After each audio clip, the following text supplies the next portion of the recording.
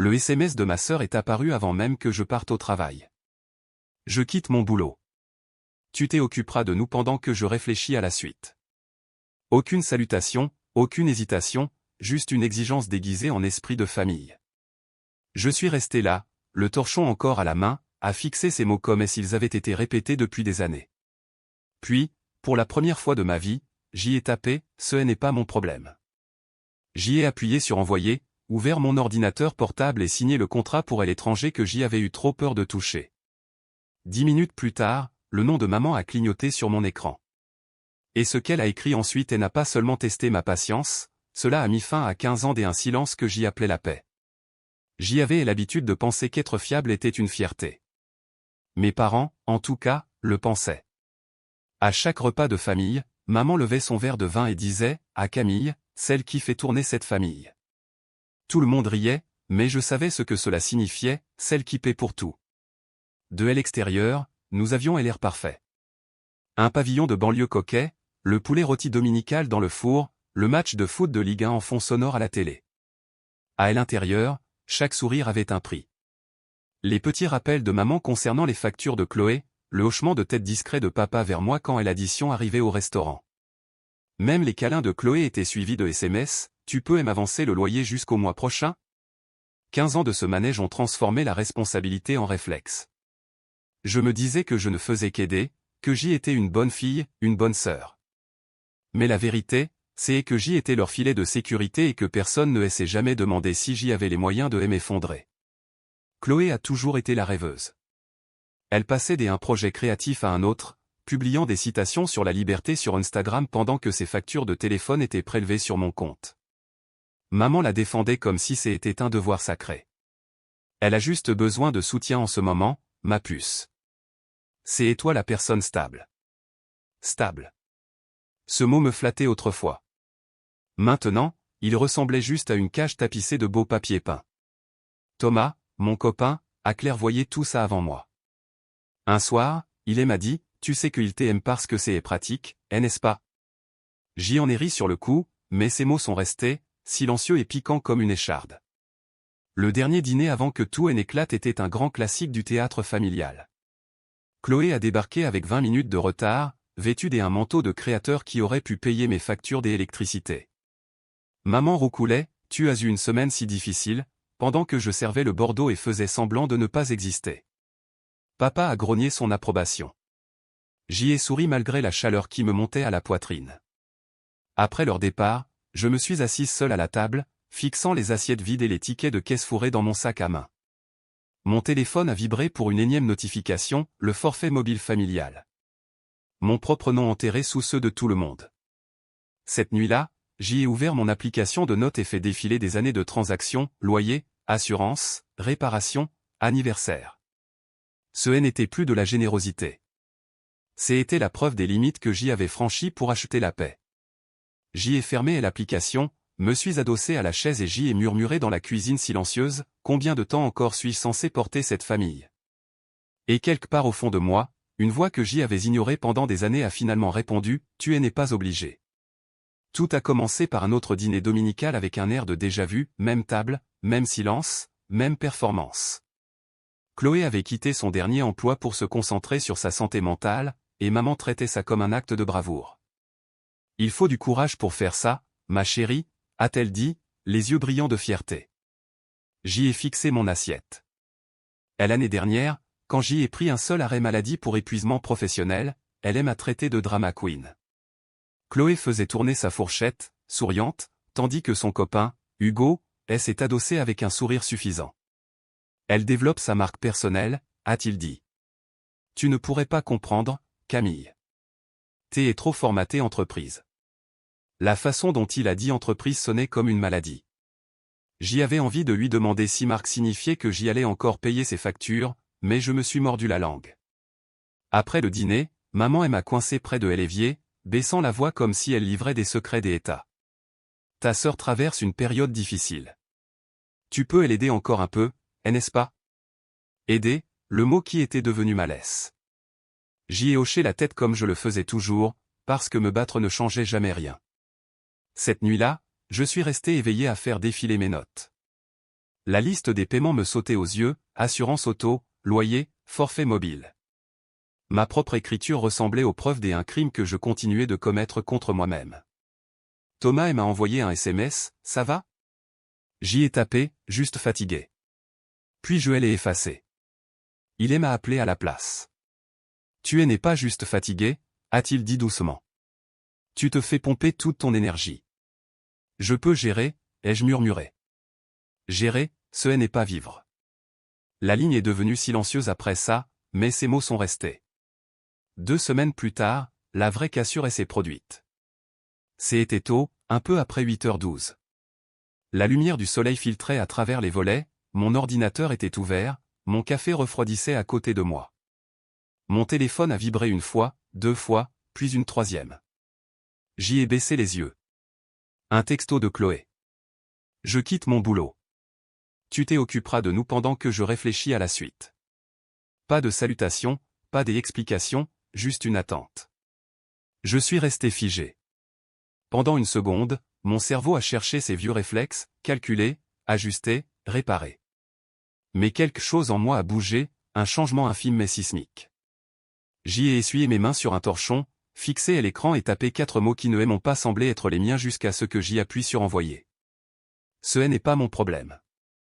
Les mots sont restés suspendus, tranchants et terrifiants. J'y ai attendu la vague de culpabilité qui suivait des habitudes, mais rien n'est venu, juste le silence. Devant moi, mon ordinateur a émis une sonnerie pour me rappeler le contrat à l'étranger que j'y évitais depuis des mois. Dublin, début de contrat lundi. J'y ai survolé le bouton, le cœur battant à tout rompre. Maman allait paniquer. Chloé allait me traiter d'égoïste.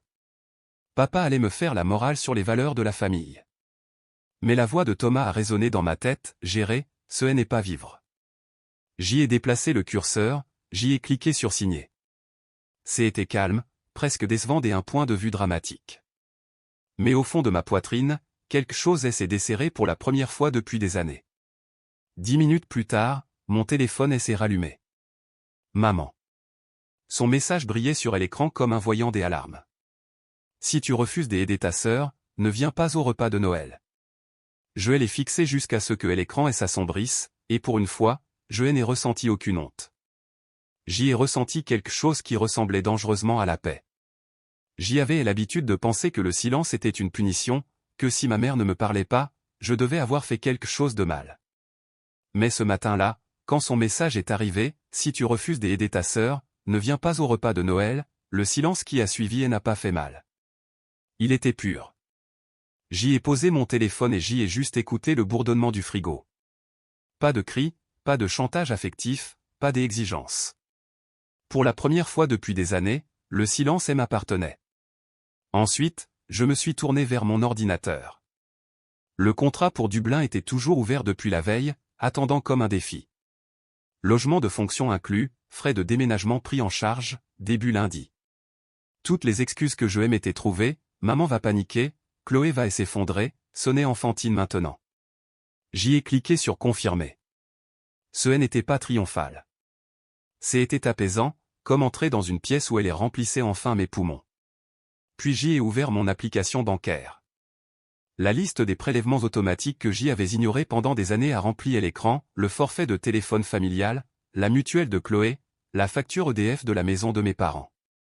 Mon pouce a plané au-dessus de annuler et a tremblé juste une fois. Puis, un par un, j'y ai commencé à couper les ponts. Annuler, supprimer, désactiver. Chaque clic résonnait comme un battement de cœur, régulier et définitif. Je m'attendais presque à ce que la foudre s'abatte ou que maman apparaisse à ma porte, mais l'appartement est resté silencieux. Le seul bruit était ma propre respiration.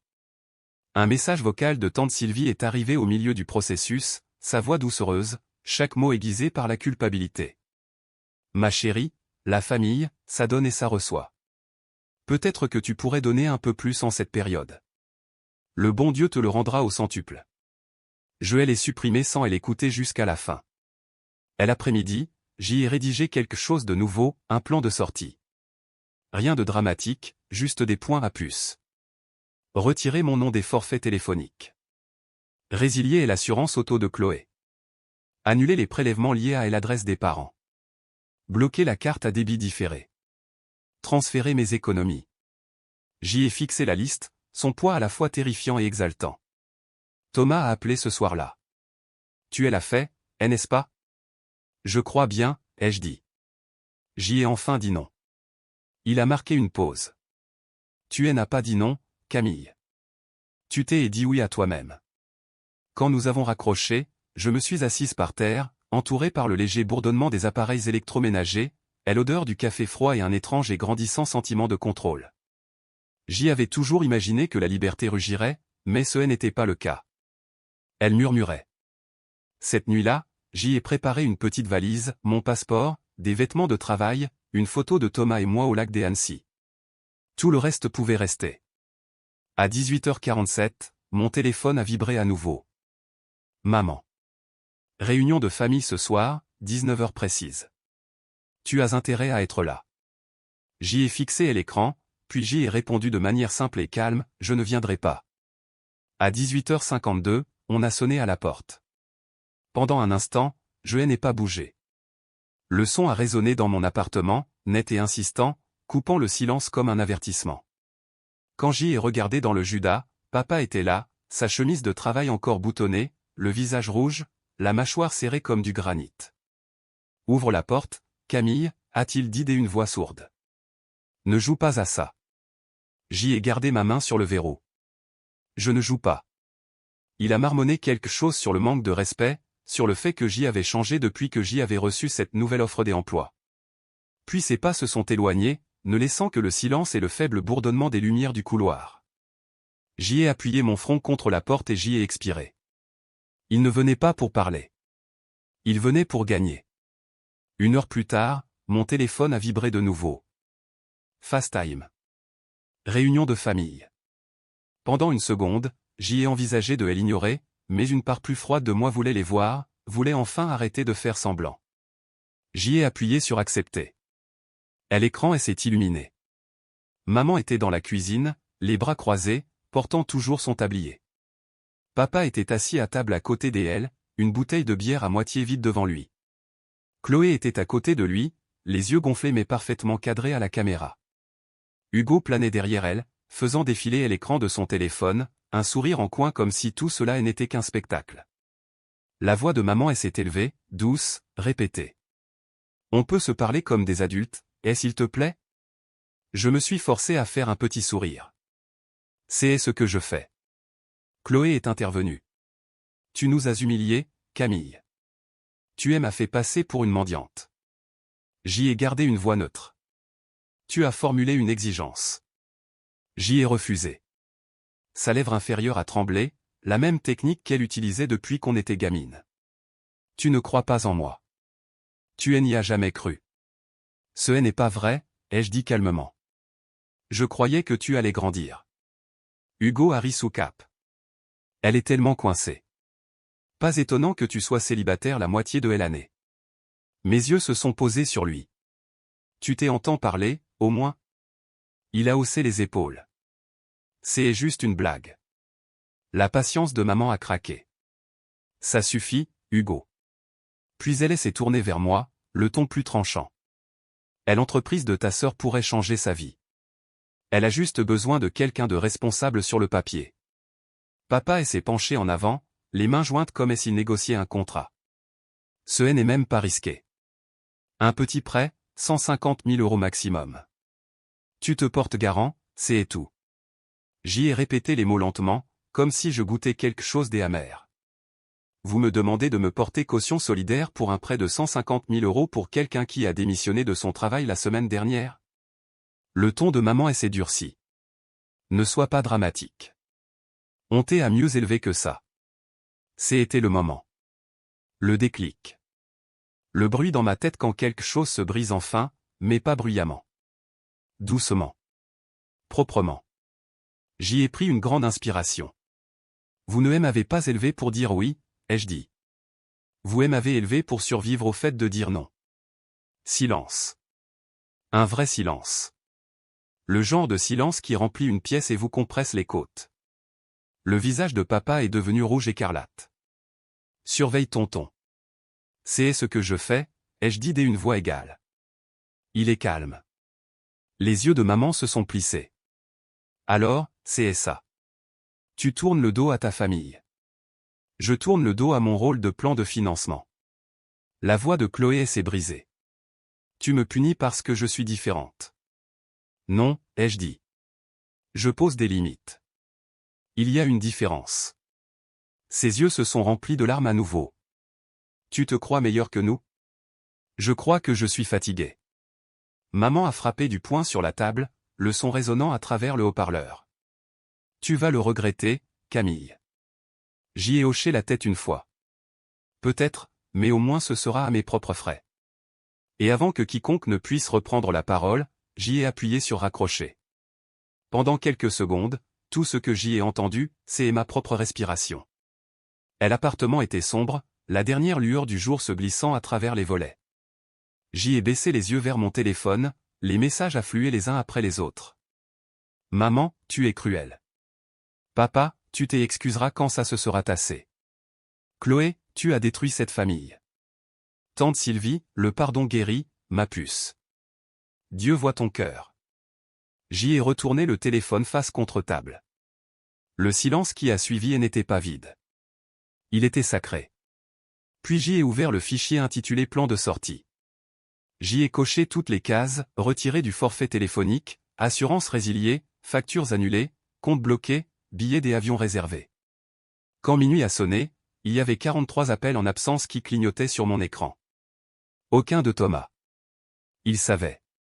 À minuit 7, le téléphone a sonné à nouveau. Cette fois, j'y ai répondu. Salut. Sa voix est venue doucement. Tu as l'air plus légère. Je crois que j'y en ai tout simplement fini, ai-je dit. Alors fais ce qu'il faut. Pas par vengeance, pour la paix. Après avoir raccroché, j'y ai regardé par la fenêtre. La rue en bas était calme, déserte.